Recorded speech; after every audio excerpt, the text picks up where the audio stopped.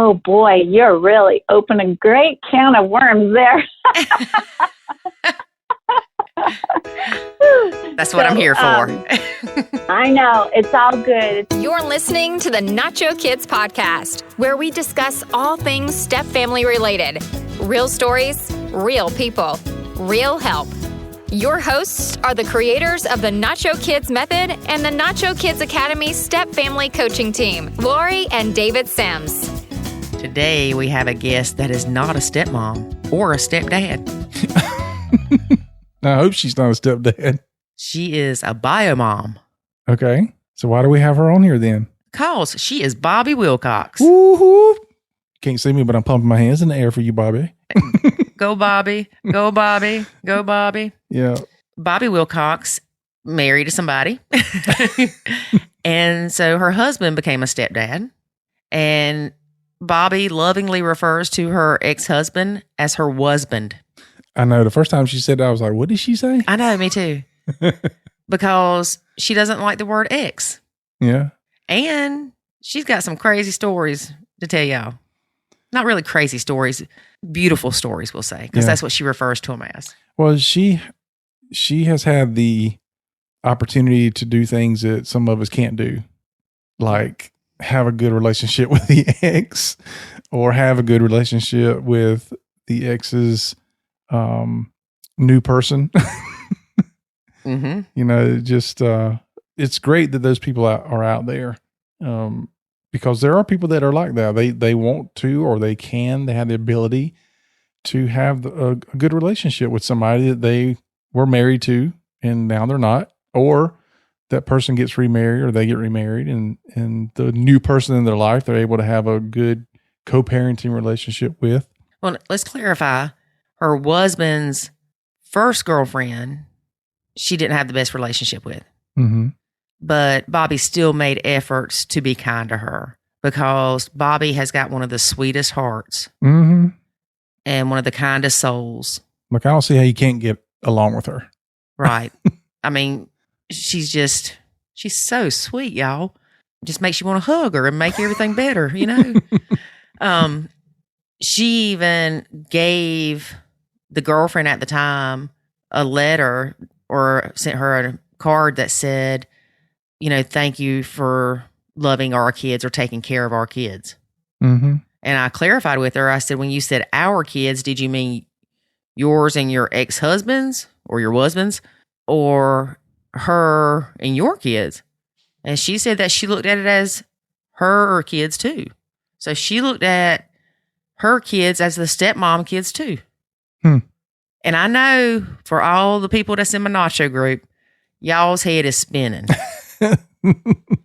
Because you don't get it.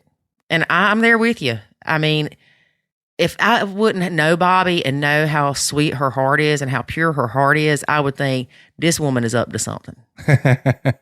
But she really has a different definition of a blended family than most people do. Most people look at it as a blended family is, for example, me and David and my kids and his kids. That's our blend, right? Mm-hmm. Bobbi looks at it as her and her husband's significant other, and her own significant other, and all their kids are a blended family. So she actually is looking at the blend really from the kids' perspective, because the kids are the ones that typically have to deal with the two families. They're the bridge between the two. Yeah. And here's something else, y'all. Her husband paid for her husband, her and her husband's bio kid to go on an Alaskan cruise with him and his fiance. Golly. And I think their kids went too. I'm not sure, but I think so. Wow. And she said that when she was on the cruise, you know, you meet people and they go, oh, you know, why are you here? And some people are like, oh, our anniversary or our honeymoon or, you know, whatever. And she said, oh, well, we're here with my ex-husband or my husband and his fiance and her kids and my son with my new husband. And she said people looked at her like she was crazy. Yeah. But that's when she decided to write her book. And what is the title of that book? Reconciled. Now, see, when she said that her and her husband reconciled, I thought she meant that they got back together. Well, tell me this then, because you often say, if they can get along that good, then why do they even get divorced? Or they should just still be together. Right. So I'm supposed to tell you why they're not still together? No, I'm just wondering how do you feel about that type of lifestyle when you're typically coming from the position of, well, if things are working out that great, then why did you get divorced? Well, she didn't reconcile with him until years and years later. Right. So it wasn't like, oh, a year after they split up, they're friends again. Mm-hmm. It wasn't like that. But from my situation and my experience, I don't ever see this happening with me. I have no desire to see it happen. It's not a dream of mine. It would be a nightmare. Well, it's like anything else. It's only successful when everybody that's involved have the same goals, the same outlook, and things like that. When you're completely opposite, you can't do that. Oh, I almost forgot. Her new husband went to work with her wasband at the family business for a year because they got along so well on the cruise. Wow. This is going to be a story here. So Bobbi started a business, and her business is to teach parents how to co-parent. Good. So if you want to learn how to co-parent with your ex, we will be glad to send you Bobbi's information because David and I, neither one, have had that experience. Nope. Now, we can tell you to be kind and we can tell you suggestions. Don't be hateful to them and things like that. Or use, the family wizard that tells you, puts the little face if you're being ugly and suggests things you should change. Mm-hmm. So, it's not that David and I were necessarily hateful and ugly and mean to our exes. It's just we did not have this type of relationship that Bobbi has had with her husband. Yeah. Bobbi's experienced it. She's lived it. And she has, I'm going to go ahead and say it, the most unique blend that I've ever heard of. Hey, think about it, David. Have you heard of anybody else that this is their scenario? Because we did have one lady in the academy that got along with the bio mom, but that didn't last. No. Not that they hate each other, but not like this. They wasn't going on a cruise together. No, that's out there. Yeah. Even if I would have had a good relationship with my ex, I think you would have come into the marriage with me and been like, I don't understand this. And no, this is not going to happen. Yeah. I would have been like, well, if y'all get along that good, then y'all need to be married. Exactly. That's what I was saying earlier. But now, okay, say we've been married 5 years and you and your ex started getting along to the point that y'all could talk about the kids and it not turn into her trying to one-up you or anything like that. Yeah, but nah, she wouldn't be hanging out at my house. No. And we do have people that we know that they got along with the bio mom. Like I said, it just depends on the people that are involved in the relationships. It depends on, I think, how the relationships ended. You can do a lot of damage during that time when the relationship is ending, or you can not do the damage, which can set yourself up to have some kind of amicable relationship later. And some people honestly are better friends than they were ever spouses. Right. So Bobbi is a very special guest. We think very highly of Bobbi. And so we want you to hear what she's got to throw down. See if you're going to pick it up. Oh, boy. Did that not sound good? That sounded amazing, honey. There you go. So shout out to Bobbi. All right. So here we go. Let's get to listening to Bobbi Wilcox. But first, hear a word about the Academy. There is a way to save your sanity and your relationship, and it's called the Nacho Kids Academy. In the Nacho Kids Academy, you will learn the skills and knowledge to properly nacho, techniques to handle step-family challenges, ways to improve your communication, and much, much more. Visit NachoKidsAcademy.com and sign up today to join other step-parents who are seeing the life-changing benefits of nachoing. Again, that's NachoKidsAcademy.com. Today, we have Bobbi Wilcox. Hey, Bobbi Wilcox, how are you?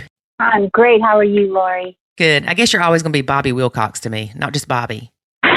That works. Bobbi Wilcox works. So, Bobbi, you're not a stepmom, right? That's correct. I am not a stepmom. I'm a biological mom. Ha ha.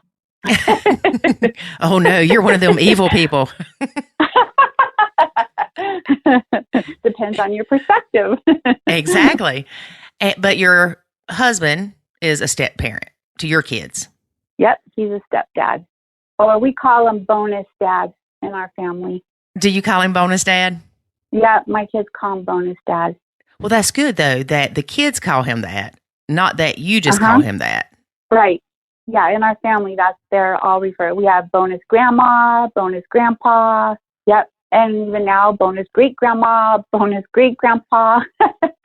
That's neat. A lot of times we'll see people say, well, I'm the bonus, parent or whatever, bonus stepmom. And it's funny, though, because they are giving themselves that title. The kids aren't saying that. They're saying that about themselves. Well, honestly, I think we started it, and then they liked it. And they're like, yeah, because they were teenagers when my husband and I married. So, yeah, they just call him by his first name, but they refer to him as that. Yeah, that's my bonus dad. So how old were they when you got married? When we got married, my son was 16 and my daughter was 14. And how long had you been divorced from your previous husband before you got in this relationship? 3 years. So it had been a little while. Right. I was divorced 3 years.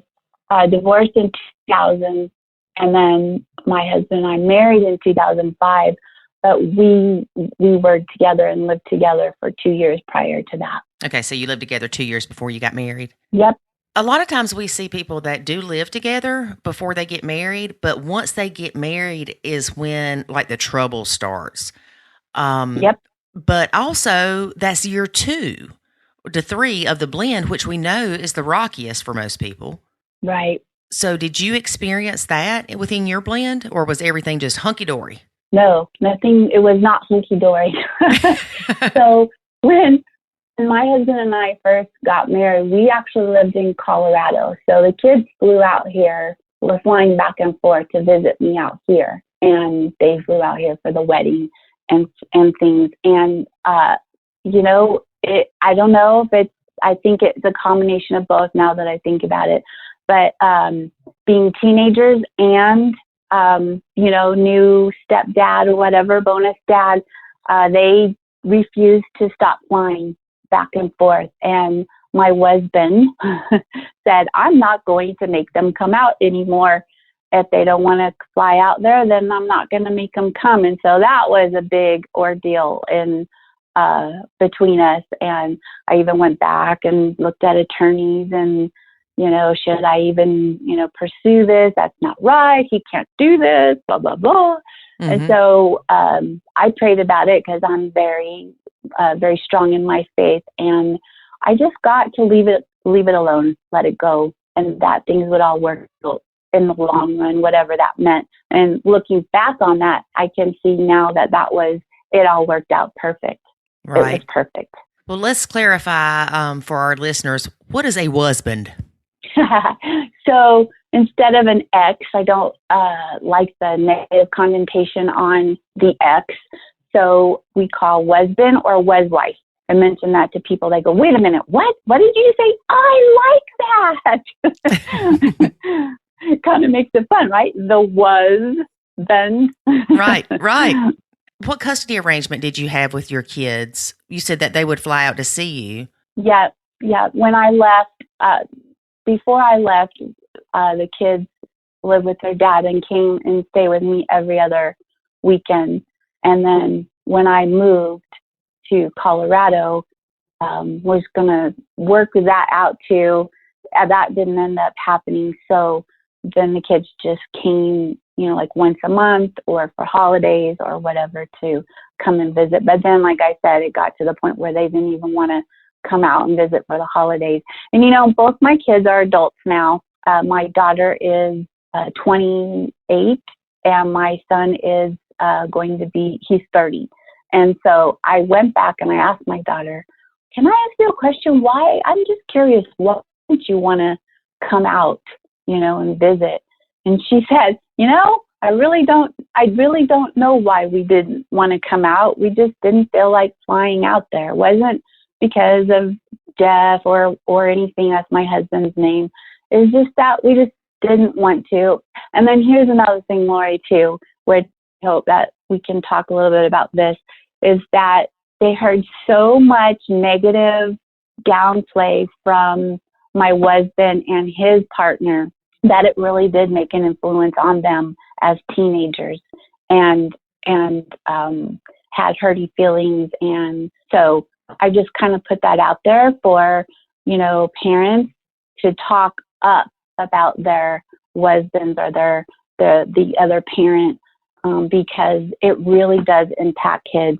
And, obviously my kids, they're adults now, and they can think for themselves, and they see both sides as they get older because they have relationships and they have been in, and so they understand a whole lot more mature with relationships. So they see and understand, but looking back for them, they share how hurtful that was for them, for, their dad and his girlfriend or partner, because they weren't actually legally married. But when they talked bad about me, that really hurt them. Right. Now, you said you had every other weekend before you moved. It's rare that we hear about the moms having every other weekend. It's usually the dad. Was that something that your kids preferred? Yeah. Nope. That is interesting that you bring that up, because for years I had looked at myself as that I was the bad person. God was punishing me. I should have it, because whenever I would tell people, oh yeah, I'm a single mom and, I have my kids every other weekend, and they're like, what? How come you don't have your kids? What happened? Obviously they jumped to judgment about, oh. Yeah, what did you do there, Bobbi? Yeah, why doesn't she have them? And, I went back to court. Originally, my husband and I had an arrangement where they were going to live with him for 2 years and then live with me the other 2 years. And he would take care of them financially while I got back on my feet, got my career going, so on and so forth. And then when that was take place, then they would come live with me. Well, once the girlfriend, I call her the girlfriend, when she was involved in the picture, that all changed. And then he wanted them full custody, and I said no, so we went back to court. And in that court custody, the judge, the kids were already living with their dad for like a year and a half, coming back and forth to my house, of course. And so the judge just said, nope, they're just going to stay with their dad and keep it the way it is. And I said, well, what about this agreement that he and I had verbally? Yeah, that doesn't hold up in the court of law because it wasn't written. So, so it stayed that way. Yeah. So I don't know why. For me, as personal growth and spiritual, what I learned from that lesson was I feel that was a time that God gave me for me to focus on me. And because that's when I decided to go back to school. That's when I went and got back into my master's in spiritual psychology.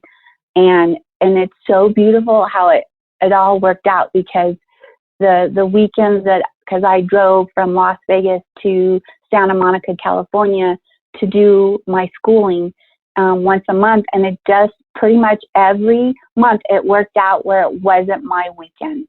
So it worked out beautifully. And had I had the kids, I don't think I would have been able to put the time, energy, and focus on going back to school and completing that piece, which has led me all the way to where I'm at today. So I feel that was part of a plan that God had, the bigger picture that I didn't know or understand at the time. Right. Now, why do you think things changed when the girlfriend came in the picture? Do you think that she was pushing your husband to get custody of the kids and not send them to you for the 2 years? And if so, was it because she loved your kids or because she just didn't want you to have them? Those are good questions. I think you would have to ask her. Well, I'm just asking you. Should we do a three-way? Yeah, let's get her on here. I got some questions for her.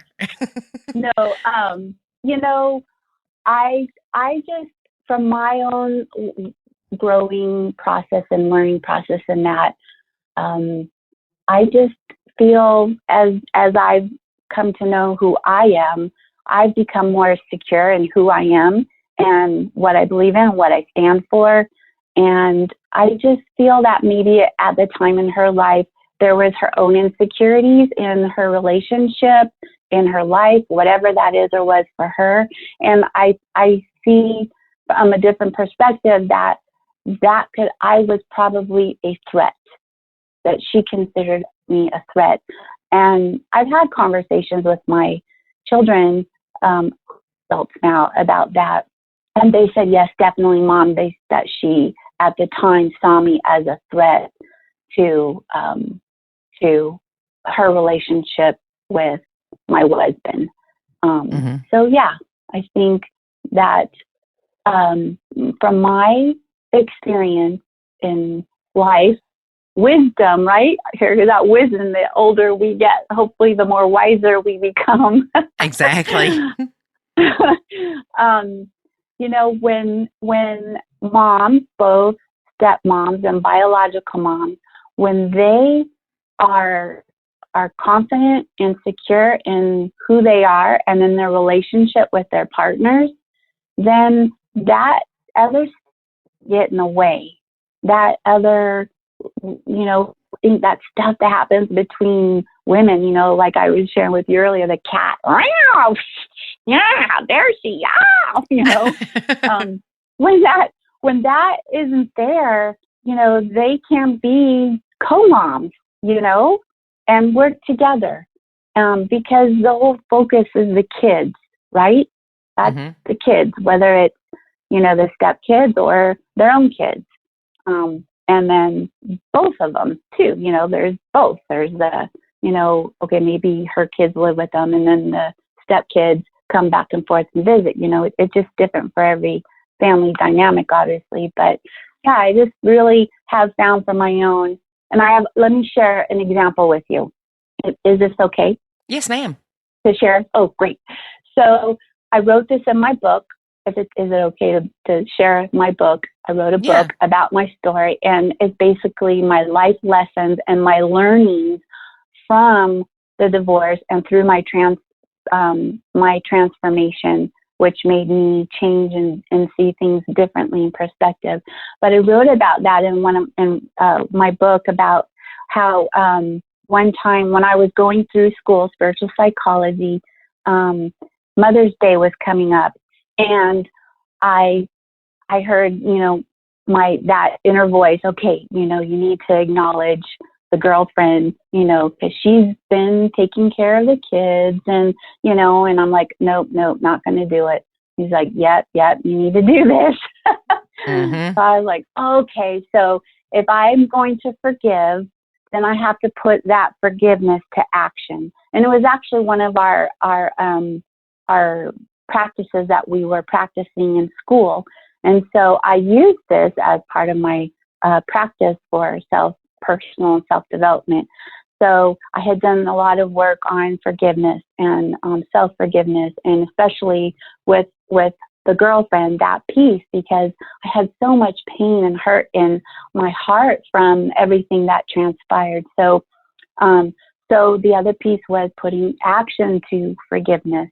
And so what I did is I knew she liked candles, and I went out and bought Yankee Candle, and I got her a card, and I wrote on the card, thank you for all that you do and for taking care of our kids, and put it in the bag and gave it to her, like on one of our exchanges, the kid exchange. And she sent me a letter in the mail. That's when we did that back then, sent letters. She sent me a letter, a thank you card. And she said, thank you so much. This meant a lot to me that you did this. She said, I know how hard this must have been for you to do. And it meant a lot to me. Thank you. And so I think that piece between us broke the ice. Like it just, like me acknowledging her for what all that she did in taking care and providing for our kids. She took them to school.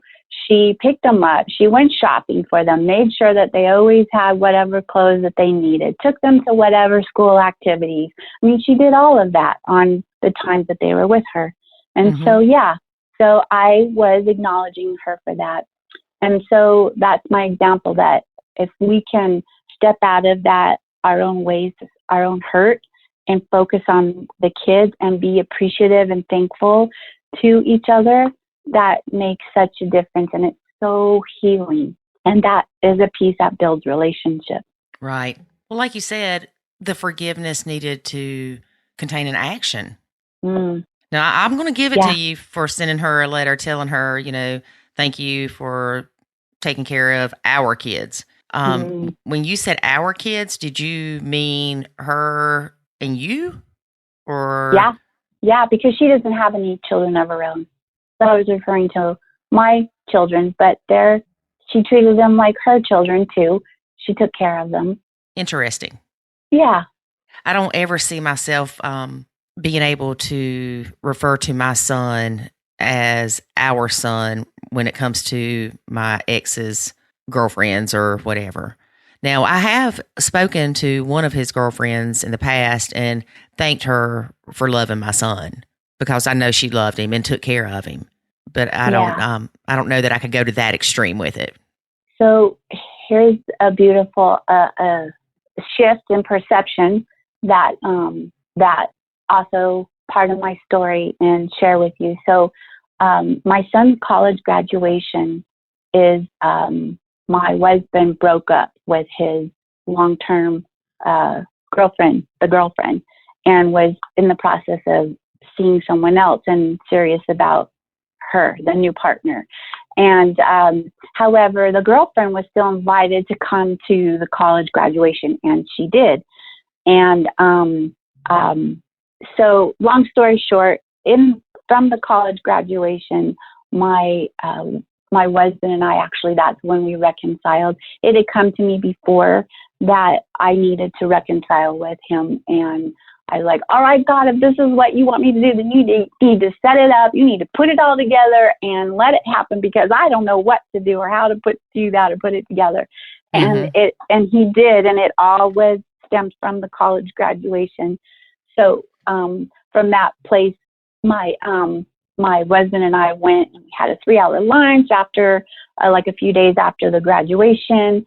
And it was beautiful. We cried, we laughed, we forgave each other. It was just beautiful. And so in that piece, he shared with me, Bobbi, he said, because we talked about the past, we talked about the present and what we wanted to do going forward.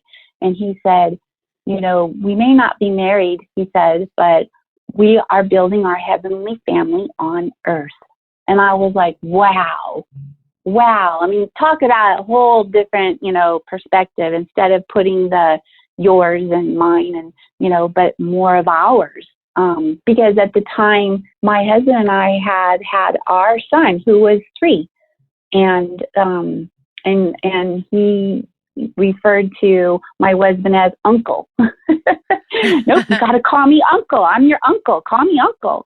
So my son, who's now almost 12, refers to him as uncle. Obviously, he knows he's not his real uncle, but that confused him for a long time. But yeah, the closeness and in that. And so that, that's a huge shift that for both of us too. So, my embracing his partner as part of the family, and that it's our kids, and then him embracing the same too, because he really loved what we called him little guy when he was little, and really felt that we were all building our family on earth. So, yeah. Now, when you say reconciled with your ex, you do not mean that y'all got back together. No, reconciled. And yeah, that's interesting, because I that's the name of my book, is Reconciled. And I found that, a lot of times people think that reconciled means two people who are married or whatever getting back together. But reconciliation is just reconciling your relationship, the relationship piece. It doesn't mean that you get back together and live happily ever after. It's you make amends, you ask for forgiveness, you reconcile the relationship so that there's no longer that hurt, that pain. There's forgiveness in all of that, and that you're able to let that go and move on. So you're restoring your friendly relationship, not your marital relationship. Obviously, right, because I was married and I was married to my husband now at the time, and he was in the process of getting engaged to someone else. Okay, let's go back to the first girlfriend. How long was she in the picture? 10 years. 10 years? Yeah, 10 years. Well, I'm just curious what her relationship was with your kids. Did she jump in and play mom? Did she kind of take a back seat and let your husband handle things? From what my children share with me and my observation from that, from a far perspective, because I wasn't in it all the time, but just from observation, from hearing the kids and so forth, she tried to be mom, and my kids were resentful for that, especially my daughter. Mm-hmm. My daughter was very, very, very, very, very resistant to her, and she shares with me even today that she didn't like her, never did, never will. And my son was the opposite. He ended up having a very close relationship with her, and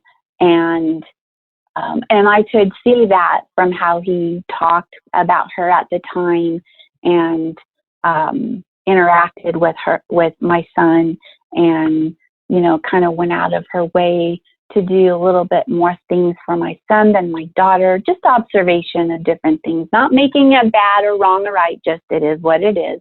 Right. And today, after they broke up, she cut all ties and communication with my son and my daughter, which my daughter said she didn't really care, but my son, it really crushed him, broke his heart, because he said he felt he had a really close relationship with her, and then all of a sudden she didn't want to be there anymore, like in the relationship that they had. So really, it was another heartbreak for him. Right. With that, so obviously he felt close to her, and my daughter didn't. So, So yeah, it's different from, I guess, for each kid. They have their own whatever relationship with bonus mom or bonus girlfriend. Yeah, whatever she is. So let's see, by this point, your kids were how old when the first girlfriend left? My son graduated college, and so he was in college. He was in college when they broke up, and my daughter was junior or senior in high school. When things started going astray, she was probably a junior in high school. Okay. Now, I know they were older at this point in time, so I'm curious as to their relationship with the next girlfriend that she turned into a wife, right? Yes. Oh boy, you're really opening a great can of worms there. That's what I'm here for. I know, it's all good. It's all good. It is what it is. I take away learnings from everything. What can I learn from this? What's helpful? How can I take what I've learned and help others in that? So again, observation. However, I did have a relationship with, and honestly, he did marry her, so it was his wife, and they are divorced. So they were married for about 7 years, and divorced, I think, last year. So. Okay. Both my daughter and my son loved his was-wife. My husband's was-wife. Hey, there we go. We're going to need a flow chart for this. Oh, my goodness.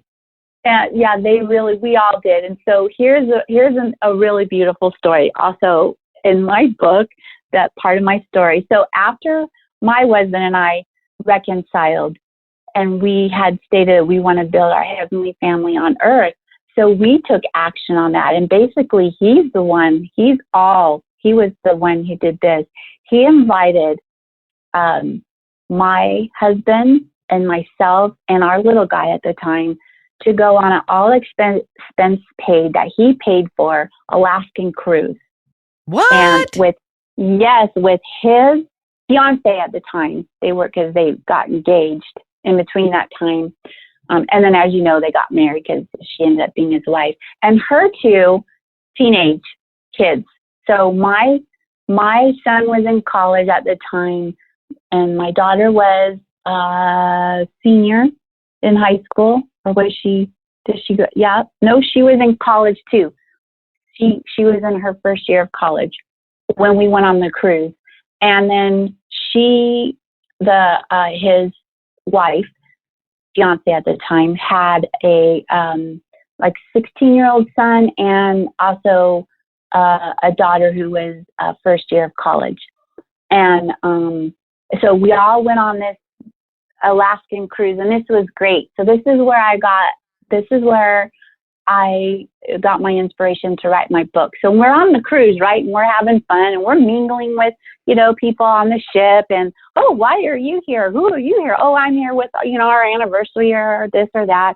And so they would ask, oh, well, who are you here? Oh, I'm here with my ex and his fiance and her kids. And yeah, we're having a blended family vacation together. And they just look at you like, if you've gone loopy, like, did you just say what I thought you said? You said your ex, you're here. I can't be in the room alone with my ex, let alone be on a family cruise. Right. How do you do that? And so, we share this story all the time, and people would just go, wow. That is not heard of. You don't hear of that every day. So that's when I went, oh, like big light bulb, ding, ding, ding. At the time I was writing a book about conscious listening. And then it came to me, this is what you need to write about. So I did. After the cruise, I came home and I started writing my book, which is now published, called Reconciled. And I wrote about it. So yeah, that's where I got my inspiration from, was hearing people's reactions to that. So where was I going with that? On the cruise. So just saying how we all built a family, a relationship with each other, all of us. And then another beautiful piece, you'll like this too, is on the cruise, my husband and husband got to become friends. And it was really cool. Like, so for the years, we'd show up for graduation and birthdays and things like that. But being on the cruise, we really did bond as a family. And here's my idea of blended family. So my idea of blended family was each of the co-parents. So like my family and my husband's family, and we came together. To me, that was what blended family meant. And that's kind of where I got the whole idea of blended family. I didn't know it meant individual step families, To me, blended family was, we're blending all of us, the co-parents, the biological parents, all of us. So that's my idea of blended family. So we are on this ship cruise, blending and bonding as a family. And my husband at the time was looking to change his career, thinking about buying a restaurant. And my husband is a financial planner, has a practice, successful financial practice. And so my husband was asking him, do you think this is a good idea? What should we do? Blah, blah, blah. And so they went off and had their man time and talked and whatever. And then come to find out, my husband offered my husband a job in the family practice as a financial planner, and he would teach him and share him and with him and help him learn the practice. And so my husband jumped on it. And so we were planning on doing this long distance, because at the time we lived in South Dakota, Rapid City, and all my family, kids, parents, husband and his family, they all lived in Las Vegas, where I'm originally from, Las Vegas, Nevada. And so my long distance back and forth, my husband talking and stuff, my husband and I came together and we prayed about it, and we felt that we needed to move to Las Vegas, not just for the practice, the new financial practice that he was going to start learning and doing, but because we needed to be closer to family, my kids. We wanted our son to have a relationship with their brother and sister, and not a long distance, to really bond. So we took a leap of faith and we moved to Las Vegas. We moved into my grandmother's trailer in the backyard of my parents' house and lived there for 6 months until we got things going. And in that interim, my husband started training and studying for his license so that he could get his financial licenses and start working for my husband. And he did. And my husband went to the office every day for a year. That was their agreement, was to work together for a year to see how it would go. And then my husband ended up moving on to a different financial firm, and so on and so forth. And at the time, my kids, who are adults, both worked in the family financial practice in the office too, because my son already graduated and my daughter was going to school and working in the family practice. So my husband was going into the office every day, working with my husband and his stepchildren, bonus children. Wow. I guess your ex-in-laws too? Nope, it was just his practice. Oh, okay. I thought it was a family business.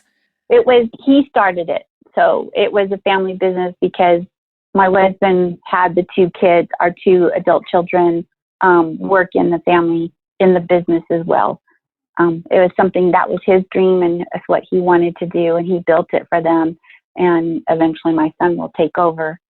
My son still works for his dad. My daughter's, has two children and has moved on and does, she's a stay-at-home mom now, but, she did at one time work for the family business. And my son still works with his dad. So that is awesome. Partners. Yeah. So when my husband left, there was no hard feelings or anything, because that was their agreement for a year. And so he moved on, and we still continued to come together for my 50th birthday when I was up there. Now I told you my age. Look out. Woohoo! I went to his 50th birthday celebration party, and he came to mine, and he's friends with my parents. In fact, he and my dad and my son have this hot rod, classic cars business thing together. And yeah, so it's a very unique story. It is. So you moved back to where your kids were living. Yeah, Las Vegas. We lived there 4.5 years, and then we moved to Colorado, which is where we live now. We've been here 3 years. But they were already in college or out of college by that point, right? Yes. My daughter, already had graduated while we were living there, and then started working for her dad. And then she was with her partner, and she got pregnant, and so we have a granddaughter who's 4.5 now.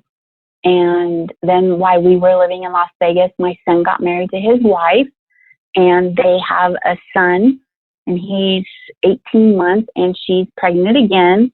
And my daughter just had her second baby. So we are going to have 4 grandbabies. Can you believe that? Oh my gosh. Oh, wow.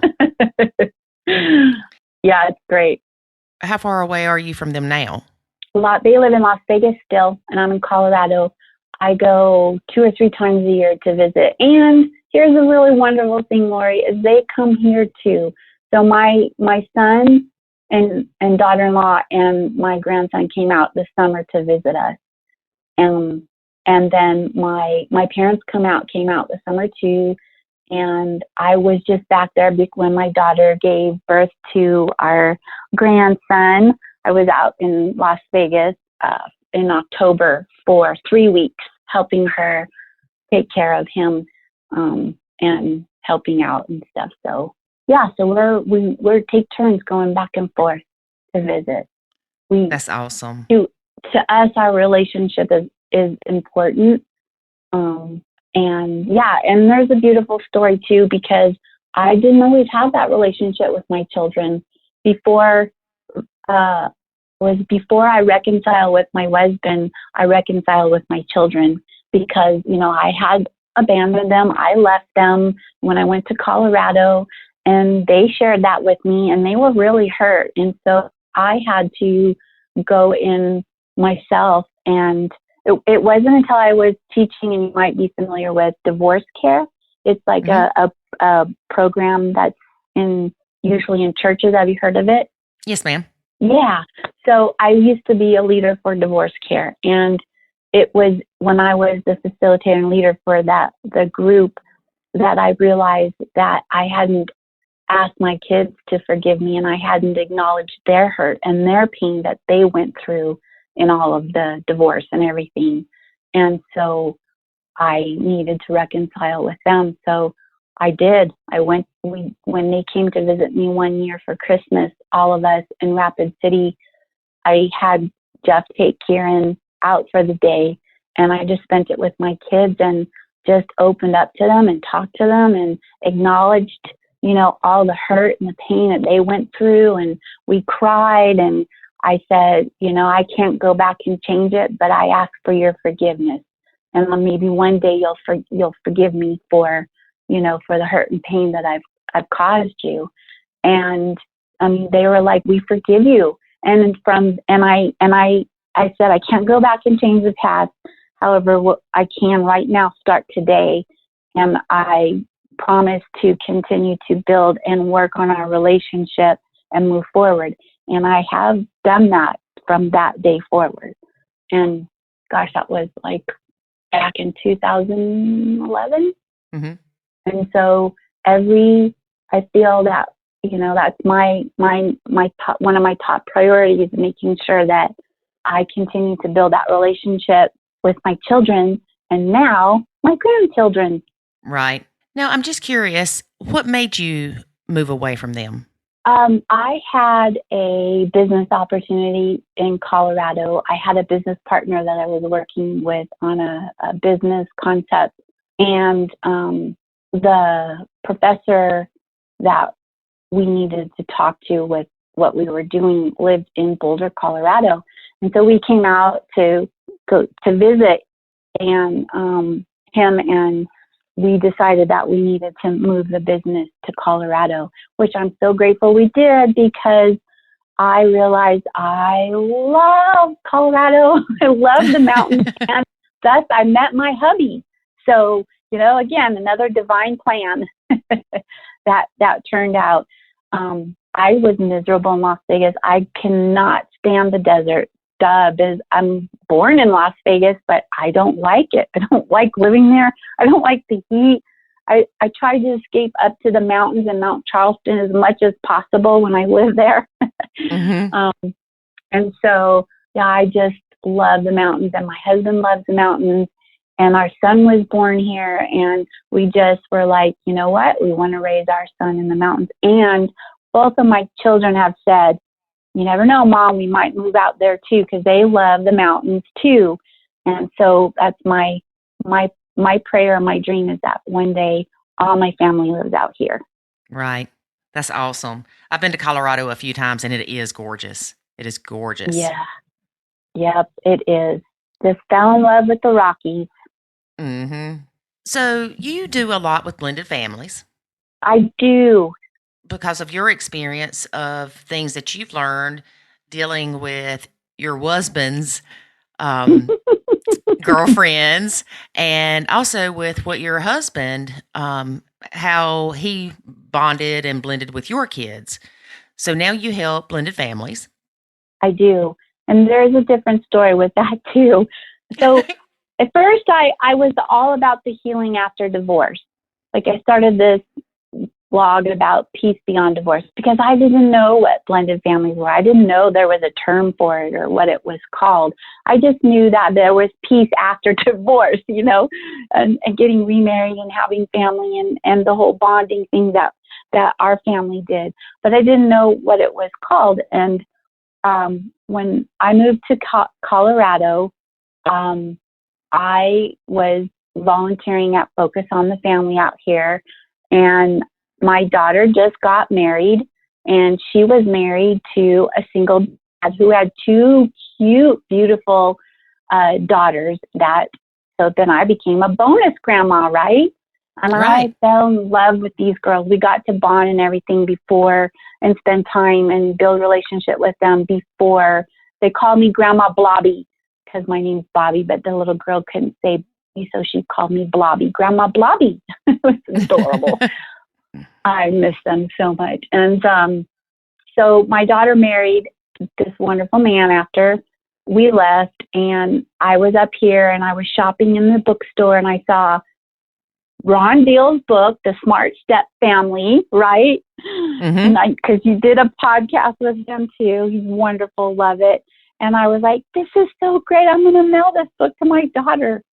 Well, then my daughter informed me she's getting a divorce. So I was heartbroken. Yeah, I was heartbroken. That family life is hard. Yes, you because know, right? You basically lost two grandbabies. Yeah, two bonus granddaughters that we all love so much. And I had a good relationship with her ex, now her husband. I don't anymore. However, I understood his choice that it was too hard for the girls to continue a relationship, so we had to part ways. And so heartbroken. I cried, and they're still on my prayer wall. Right. Still love them, and I still care about them. They're still on my prayer wall. That's why I started Blended Families. That's good. We hear a lot of stepmoms say that if they split up with their significant other, that they still want to be in the stepkids' lives.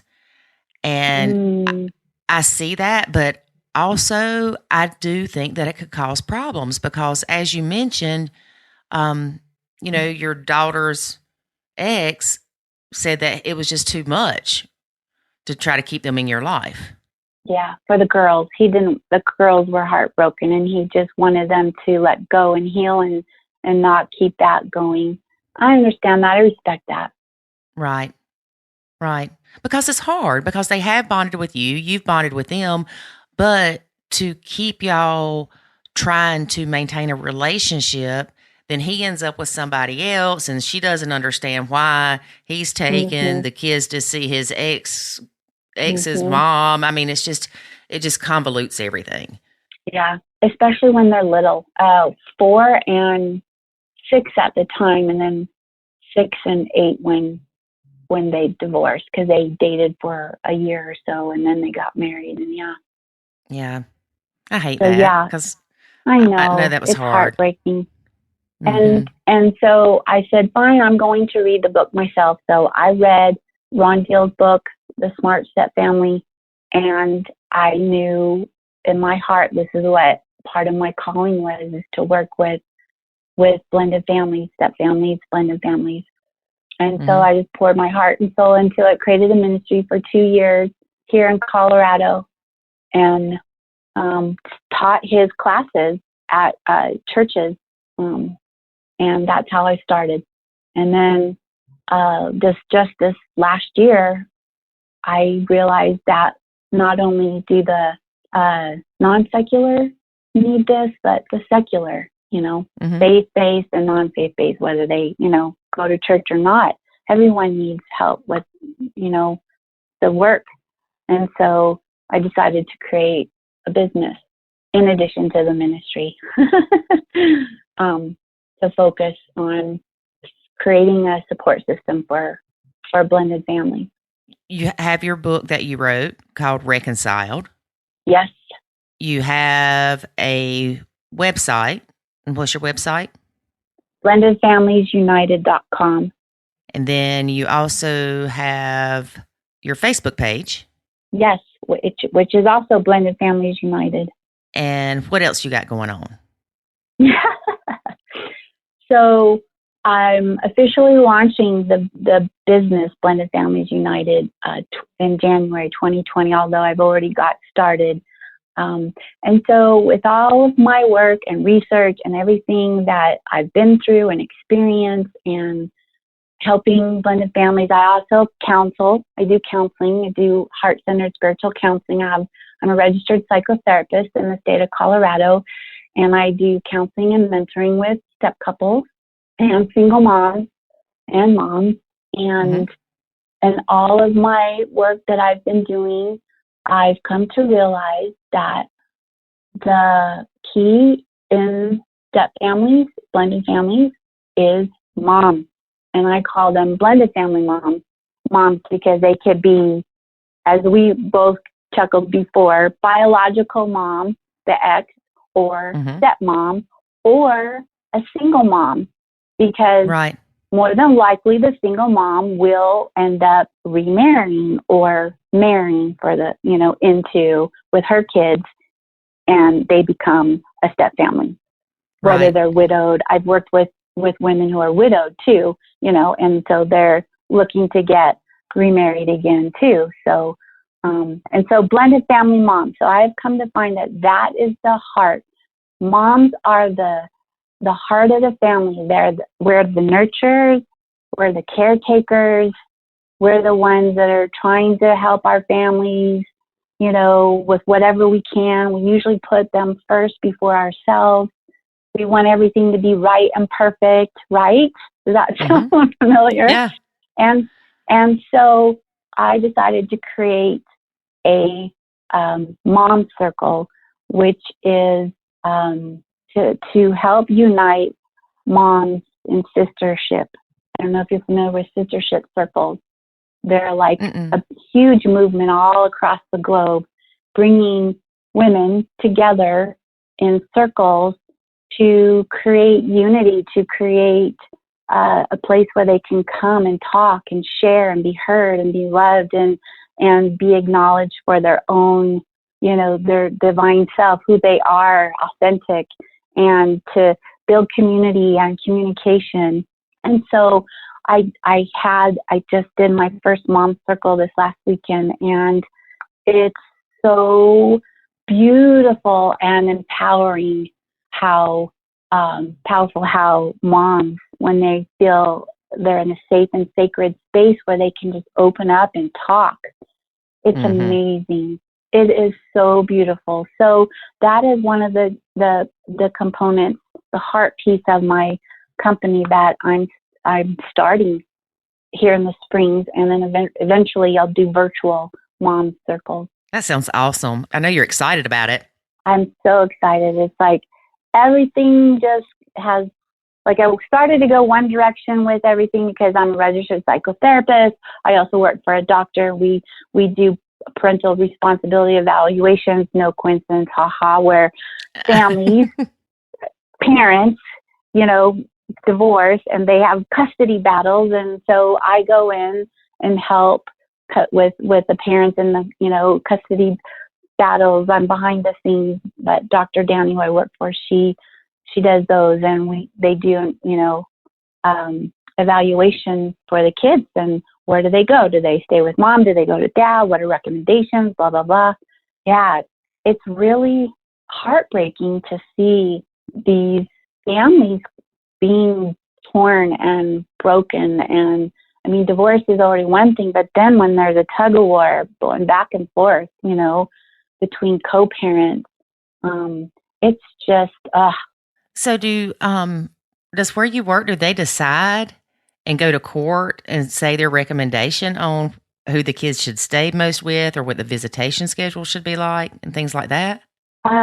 So what happens is the judge orders a PRE, parental responsibility evaluation. Here in the state of Colorado, they may call them they're similar but different in different states. So the parents can't decide well, I think I would be the best parent to take care of this. No, well, I am, or, and they back and forth. And so they can't decide. And so the judge will order a PRE to have a neutral party come in and evaluate both parents and the children, with each parent separately and in the home environment, outside of the home environment, and then make recommendations. And then the judge usually goes with those recommendations, and then it's court ordered. Right. And it's only because the parents can't come to agreement for themselves, between themselves. Right. Now, I know in South Carolina, we have guardian ad litems. Is that kind of the same thing? What is it called? A guardian ad litem. I believe that most of them are attorneys that go and sit with the families, like you said, with the kid at one house and the kid at the other house to see what's the best environment, and then they give their recommendation to the judge. Yep, that's similar. Let me ask you this. I'm just curious. Do you see where in your line of work that people's own past, their own personalities sway them more toward one parent than the other? You mean for kids? From a kid's perspective? Yeah. So, for instance, if I was whatever you called them there, or guardian ad litem here, and I went and saw the kid at the dad's and everything was fine, and I saw the kid at the mom's and everything was fine. There was like really nothing that stood out to me that one was better than the other, but I just seemed to like the mom better. So my recommendation would be towards the mom, just because personality-wise, I liked her better. Professionally, from a professional perspective, that's not supposed to take place. Right. On a human level, I'm sure that could probably, and does probably take place. And see, that's what scares me about the whole system. Even with judges, it's their own personal opinion, and they are people. You can't take the person out of them. No, you can't. And that's that was one of my heartbreaks about going to court, was because that judge doesn't know. I have a beautiful story to share with you if you want to hear, but not about me. About one of my blended families that I have taken my classes and done work with. The judge doesn't know what's best. The parents know what's best because they know the kids. And a good example of that. So here's a really beautiful example of that. So I have a couple that I have, like I said, gone through my classes and done some work with, and they were engaged to get married, and the mom, or the woman, was going to be a stepmom. Her soon-to-be husband, they're married now, so her husband had a son. He wasn't married to the baby mommy, but he still had a relationship where they took turns and co-parented. So they were engaged to get married, and I don't remember if this is before or after their wedding. I think this was right after they got married. So a lot of stuff. They had a lot of issues with biological mom. She, made things up when they actually had, and they called it something else, like it wasn't a PRE, but it was close to that. And also here in the state of Nevada, and they had an evaluation, and so they were each interviewed, and biological mom was interviewed, and this woman came in and interviewed the mom, and then she came over and interviewed the couple that I had been working with, and then sat with the son and his mom, and then sat with my couple friend, and them together. And so they went back and forth, and she finally wrote a report and brought it up. And I remember I was in vacation during the summer a couple of years ago, and she texted me and shared this with me. It was so amazing. She said, Bobbi, she said that report didn't come back the way we wanted it. It leaned everything in favor of the biological mom. And the young lady I worked with, she was just heartbroken. How could this be? Couldn't she see that she manipulates and does this, and she's so bad, and she's blah blah, and going on and on. She goes, and I don't know what we're gonna do. And I said, there's something with this. I said, don't give up. I said, just keep praying about it. Keep praying for her, because that it was in church. I knew them from church, and I said, just keep a strong, positive outlook. There's something. I really feel that God has something in plan with all of this for some reason. I don't know what it is. We just have to keep praying in faith that it's going to happen. Something's good out of it's going to happen. So later on, she let me know that on her way to do an exchange with, picking up. And this is how bad it was. The exchange took place in front of a police station because the biological mom was so, about whatever. And I'm not going to go into a lot of details, but, that she wanted to have the exchange take place in front of the police station.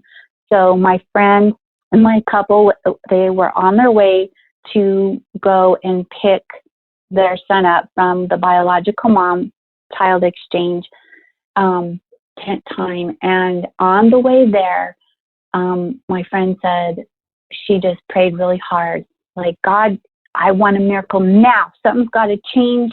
Just let it happen. And she said, she all the way there, she just kept saying this and saying this and saying this. She got in front of the police station. They got out of the car and they started to, get their stuff and put it in the car. And then they just kind of had this conversation with the biological mom. And she had a boyfriend. The biological mom had a boyfriend. So he was standing there too. And so the four of them just started this conversation. Then they started talking about this evaluation that was done.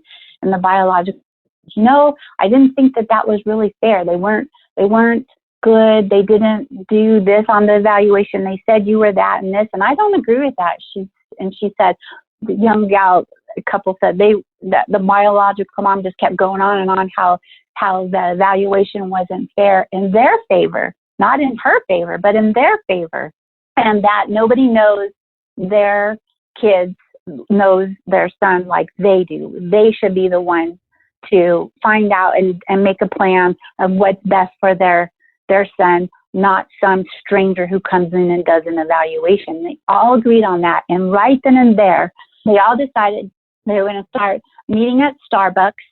They agreed on the school. They agreed on the visitation and everything right then and there in the parking lot. And then they went to mediation like weeks later to confirm and have everything legalized. And the other day, now this is like a couple of years ago, the other day she texted me and she called me and she said, Bobbi, she goes, I am on my way to have a pedicure with biological son's mom. And I went, really? And she said, things are so different and we get along so well now. And she said, I just had to share that with you because you know our history and what's been going on. So I believe that things can change and miracles can happen. I've witnessed it with families in addition to my own. Right. That's amazing. I'm glad that they were able to work that out. Yeah, right then and there. They decided just to get rid of that evaluation, the legal evaluation they had done, and come together as a family, all of them, all four of them, which I call blended family, and do the co-parenting, figure out visitation, right? Who's going to do what, when, where, how they were going to do it, school, what are they going to do? Okay, we're going to put him in this school because he's closer, whatever it was, That is great. That really is great. And now they have an ours baby, and the biological mom has a baby with her boyfriend. So the family's grown. Yes, it has. It sounds like it. That is great. Well, Bobbi, it has been awesome having you as a guest on our podcast, and I'm so glad that you have taken the opportunity and started helping blended families because you have a lot of information and a lot of knowledge, and you've got a great heart to help people that are struggling. Well, thank you, Lori. I appreciate that. And hopefully we can have you back on at some point in the future. I would love that. That would be a wonderful blessing. And I also want to say thank you for all that you do too, and Nacho Kids, and you and David. The work that you do there is incredible. And I have you on my website, and you're one of my resources that I refer to my families to too, because I think what you guys are doing is really important. And I know firsthand that the work that you do with families works, because my husband did the same thing with my kids, and it worked. He took a back seat, just like you did with the nacho. He nachoed my kids. Yeah, exactly. He did. He took a back seat, and he just loved and supported me. And, when they asked him, he gave them, his input. But he didn't try to come in and tell them what to do or be a father or anything like that.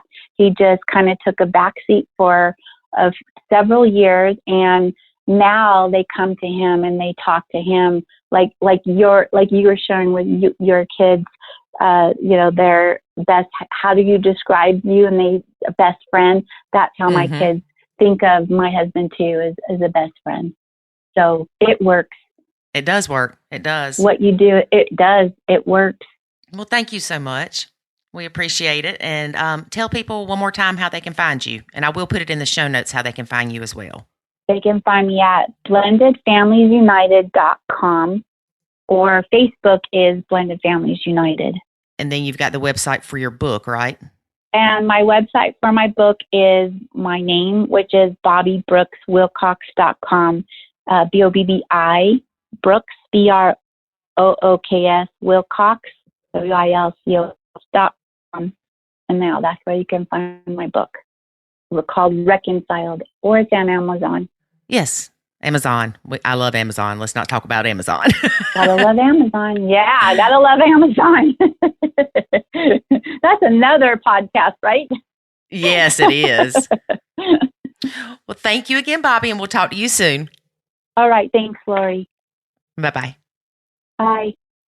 I can't wait to meet Bobbi in person. Me too. Not sure when that's going to happen, but it will happen at some point. Of course. I am posting in the show notes links to her book and her website, blendedfamiliesunited.com, and her Facebook page. Yep. Yeah. She's got a very unique talent and gift in that area. Right. And we're teaming up with her and some of the packages that she's offering for her customers that choose to join her Blended Families United program. Yep. Because, like we said earlier, if you need help co-parenting, we ain't the ones.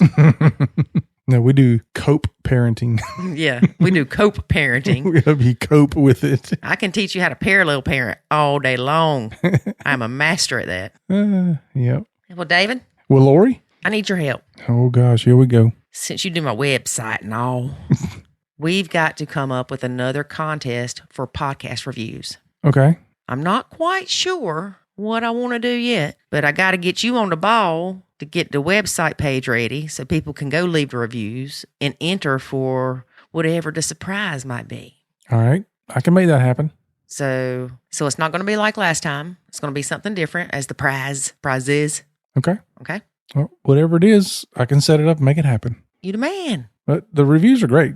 Just ask people for a review. Y'all, we need reviews on the podcast because that is what helps other people find us. Mm-hmm. And don't ask me how, because I don't know nothing about that stuff. I just know that David says we need podcast reviews. Yeah. Well, when they leave a rating, because there's rating and reviews, and we want a 5-star rating. Yeah, it's kind of two separate things. Which whoever that is out there, whoever you might be, that left us a raving review and then gave us 4 stars, you killed us. Now we can't have a 5-star total. It's now 4.9. So whoever you are, go change that. I don't even know if you can change them. But anyway, I just thought that was mean. They didn't do it to be mean. Maybe they're one of these people that think nothing can be perfect and that 5 is perfect. Maybe. I don't know. But anyway, don't do that to me. I saw the 4-star and I was like, well, I wonder what they're leaving as constructive criticism. And I went and read it and I'm like, this is a fantastic review. Why is it only 4 stars? But anyway, it does help people to find us because it does cause the podcast to be found easier when somebody's typing in step family or blended family or whatever. When these search engines that are part of the podcast go out and look, it grabs those things, those podcasts that are getting higher listens, higher reviews and ratings and all that stuff. It grabs all that and puts it near the top. So that's why we always ask for ratings and reviews. And where can they leave a review? Anywhere that you listen to your podcast, you can leave a review. However, the ones that get the most attention, I would say, would be Apple Podcasts. Which used to be iTunes. Right. And Spotify and Stitcher. Those are the 3 that get, I think, the most, that do the most good. And when we start our challenge, our podcast challenge again, there will be a form that you need to fill out saying where you left your review and what the review said. Yep, just so we can verify it. Yeah, and with your email address so we can know how to get in touch with you if you are chosen as a winner. Yeah. So I think what it is, though, it's not that you want reviews. I think you just like the contest because every time we have a contest, you get all giddy. I think you like doing it. I think you like giving stuff away. Yeah, I do. And I really enjoyed spinning that wheel for the last one. We'll have to do a live spinning this next time. Yeah. Yeah, well, that was awesome. I felt like it was the Wheel of Fortune gone bad. Yep. So, yeah, I do. The Wheel of Fortune gone bad? Well, bad in a good way. You know what I mean? Yep. All right. So between now and the next podcast episode, you're going to tell us what the prizes are going to be? Yeah. I'm thinking. Can you tell? Yeah, I smell it. David, what do you think that a prize should be? I don't know. Depending on when this comes out, maybe a 6-pack roll of toilet paper.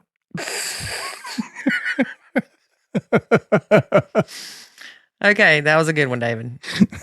That was a good one. Well, this is coming out April the 3rd, so on April the 10th, we'll let you know what the prizes are going to be. Okay. It may be a 6-pack of Angel Soft double roll toilet paper. Yep. Or some hand sanitizer. Or some chef stable beans. There's no telling. There you go. We're kidding. Those aren't going to be your prizes. But we can assure you your prize will not be a flight or a cruise anywhere. Some people will be like, you know what? I'll take that. Yeah, like your sister just getting ready to go on a cruise. No, I'm talking about the hand sanitizer or toilet paper. Yeah. Like, I don't know why you changing that. That'd be great. I'll take some. Or some of David's famous butt wipes. That should be a thing. David's famous butt wipes. All right. I want you to get some made for me. I wonder if I can do that. Dude, that would cost a fortune to get it, a template made and all that. I don't know. There's somebody that does it. If y'all know anybody that can make me a package for butt wipes that says David's famous butt wipes, please contact me at Lori@nachokids.com. Well, I mean, you can have a bobblehead made of yourself, so why can't you get your own butt wipes? Okay, I'm going to look into it. No, don't come home tomorrow and ask me what I did all day, because I'm going to say, I looked for David's famous butt wipes. Don't waste your time on that, please. Spend more time helping other people than thinking about my butt. Oh, Lord. Yeah, that'd be a good birthday present or Christmas present. So I got a couple months. So now I know what I'm getting for Christmas. I'm getting David's famous butt wipes. What would be good is to do that for your family Christmas party. Oh, yeah. Well, they have those dude wipes. Mm-hmm. I was looking at those the other day because, the whole toilet paper thing going on. Mm-hmm. And they have one that's like minty. And I just started laughing because I'm thinking, if you had like a raw butt for some reason, and you put some kind of minty butt wipe on there, that don't sound like it would feel good. It may not. No. But I'm glad they're thinking about the freshness. All right. Y'all, so sorry. This quarantine stuff's killing me. And you started good yet? I know. We just in the throes. Imagine what next week's going to be like. Who knows? Who knows? We'll make the best of it. No. Yep. That's right. I can think of no other person I'd rather be quarantined with. Yeah. Are you going to work tomorrow? Yeah. Oh, thank you. What? Hey, can you take Jackson? No, absolutely not. He needs to intern. No, he's been around all these funky kids at school. He's probably got the virus. No. Y'all can stay home and y'all can pass it back and forth. Oh, wonder if he'll give me a hug. I don't know. I'm going to work where there's no people. Yeah. You're infested Russians. All right. Okay. Yeah. You done? I'm done. All Yeah. right, good. I was done at the beginning. Could y'all not tell? I don't know. I am going to be thinking about the prizes, though. Hey, one of them could be an autographed picture of David. Why are you laughing? I don't know. oh, Lord. That's not funny. It is hilarious. I think it's a good one. Okay. We're going to see. I'm going to go on a Facebook page right now, and I'm going to put a poll and ask people. Here's what I'm going to put. If you had a choice of winning the following prizes, which one would you want? An autographed picture of David, a roll of toilet paper, or a bottle of hand sanitizer? And we're going to see which one wins. Well, I bet you that one person will vote for me. You can't vote for yourself. All right, maybe nobody will vote for me then. And I'm blocking. But why are you putting me up against toilet paper and hand sanitizer right now? That's not fair. Because that's like saying, would you rather have a brick of gold? Would you rather have a picture of David? It's autographed. Oh, I thought you would think you were a brick of gold. I am a brick of gold. You don't think you're worth more than hand sanitizer and toilet paper? For you, to you I am, but no, nobody else cares. I don't know. Remember, we got these gigolo followers waiting for me to die. Well, there's probably a few people that would love to see you go away. Yeah, quite a few. But that don't mean there's anything for them. All right, y'all. I'm going to do the poll on Facebook. Oh, boy. Here we go. All right, everybody run to Facebook and vote for me just to prove her wrong. And y'all just remember, the longer this quarantine lasts, the crazier I'm going to get. Oh, my gosh. All right, then. All right. This will be fun. Y'all pray for me.